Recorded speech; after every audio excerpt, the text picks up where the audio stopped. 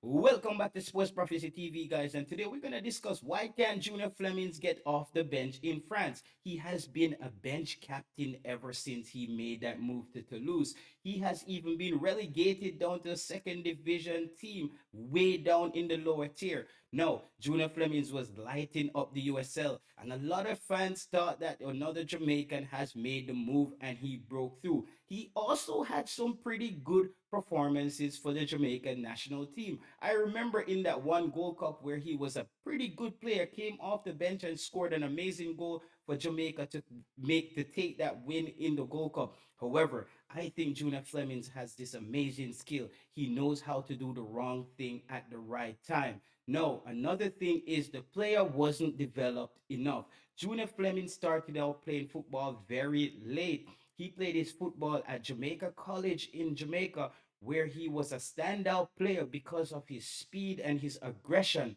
However, this hasn't translated into the top tier of the French league. And now he's running into problems as there are articles coming out that the guy just doesn't have the stuff. So look forward to Junior Fleming taking a one-way trip back to the USL. I think the USL will be his home. As I coined it on YouTube that the USL is the graveyard for a lot of Jamaican players. And it looks like that's where Junior Flemmings will rest RIP when it comes on to his career in Europe. As you know, in Europe, they require players who are cutting edge, who can learn and kick on very quickly. Seems like Junior Flemmings is not making that transition.